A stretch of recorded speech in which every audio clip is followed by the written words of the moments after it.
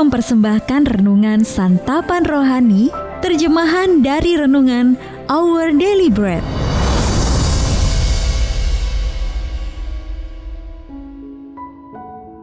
Untuk menerima notifikasi video baru kami, silakan tekan tombol subscribe dan tanda lonceng di bawah ini.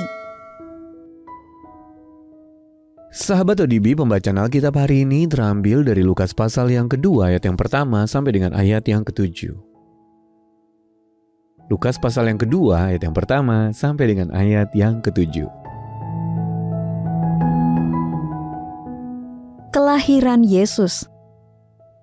Pada waktu itu, Kaisar Agustus mengeluarkan suatu perintah, menyuruh mendaftarkan semua orang di seluruh dunia.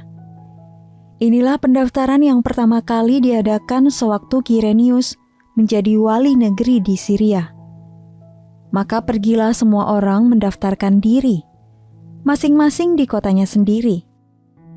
Demikian juga Yusuf pergi dari kota Nazaret di Galilea ke Yudea, ke kota Daud yang bernama Betlehem, karena ia berasal dari keluarga dan keturunan Daud, supaya didaftarkan bersama-sama dengan Maria tunangannya yang sedang mengandung. Ketika mereka di situ, tibalah waktunya bagi Maria untuk bersalin, dan ia melahirkan seorang anak laki-laki, anaknya yang sulung. Lalu dibungkusnya dengan lampin dan dibaringkannya di dalam palungan, karena tidak ada tempat bagi mereka di rumah penginapan. Ayat Mas renungan hari ini terambil dari Lukas pasal yang kedua ayat yang ketujuh dalam versi bahasa Indonesia masa kini. Anak itu dibungkusnya dengan kain, lalu diletakkan di dalam palung berisi jerami, sebab mereka tidak mendapat tempat untuk menginap. Renungan hari ini berjudul Tempat Bagi Yesus, ditulis oleh Mike Whitmer. Sahabat ODB, satu kali saya sangat menikmati akhir pekan saya di New Orleans. Menonton pawai di French Quarter, mengunjungi Museum Perang Dunia Kedua, dan mencicipi tiram bakar. Namun saat berbaring dalam kamar tamu di rumah seorang teman, saya merindukan istri dan anak-anak saya. Saya senang mendapat kesempatan untuk berkhotbah di kota-kota lain, tetapi sesungguhnya yang paling saya nikmati adalah berdiam di rumah. Orang sering melewatkan betapa banyaknya peristiwa terpenting dalam kehidupan Yesus yang terjadi dalam perjalanan. Anak Allah datang ke dalam dunia di Bethlehem dengan jarak yang tak terhitung jauhnya dari rumah surgawinya dan juga jauh dari Nazaret, kampung halaman keluarganya. Saat itu Bethlehem sedang penuh sesak dengan kedatangan keluarga-keluarga besar untuk mengikuti sensus penduduk. Sehingga Lukas mencatat bahwa di sana tidak lagi tersedia kata lima atau tempat untuk menginap.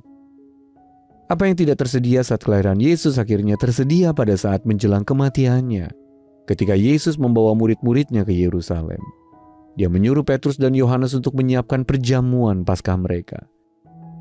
Mereka harus mengikuti seorang pembawa kendi air ke rumahnya dan meminta kata lima dari tuan rumah, tempat bagi Kristus dan para murid menikmati perjamuan terakhir.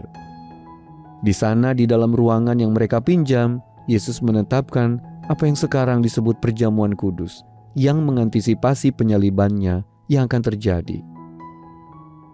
Sahabat ODB, kita mungkin senang berada di rumah, tetapi jika kita menempuh perjalanan bersama Roh Kristus, sebuah tempat asing sekalipun dapat menjadi tempat untuk menikmati persekutuan dengannya. Sahabat ODB, di mana momen-momen Anda yang paling bermakna terjadi? Dan apa yang membuat semua itu terkesan? Ketika Anda sedang dalam perjalanan, bagaimana Anda dapat menggunakan kunjungan tersebut untuk memuliakan Tuhan? Mari kita berdoa. Tuhan Yesus, sahabat bagi para musafir yang jauh dari rumah, tolonglah aku untuk mengingat bahwa Engkau selalu bersamaku. Dalam nama Tuhan Yesus kami berdoa. Amin.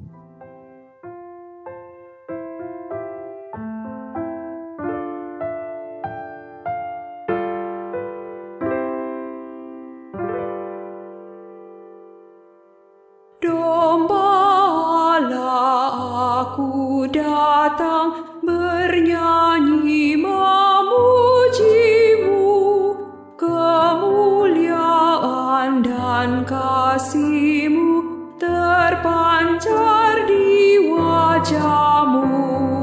Hikmat-Mu yang tiada tara, kuasa-Mu pun nyatalah. Alam semesta memuji-Mu, Allah yang maha kekal. Domba Allah yang terkasih, besar kuasa rahmat-Mu. Kau setara dengan Bapa dan bersatu dengannya. Maha murah, maha kasih, rela datang ke bumi, jadi korban penebusan, mati menggantikanku. Domba Allah yang ku sembah, berbaring di palungan.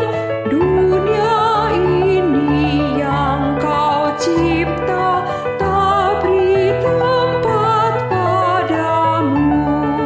Kau di taman Getsemani, bersedih dan berdoa. Maha mulia, maha kudus, Sang Domba Anak Allah. Domba Allah yang sengsara, dipaku dan disalib. Bagiku Kau menderita, menanggung hukumanku. Ku bersyukur dan memuji akan korban kasih-Mu. Yang termulia ku memuji bagi Sang Domba Allah, bagi Sang Domba Allah.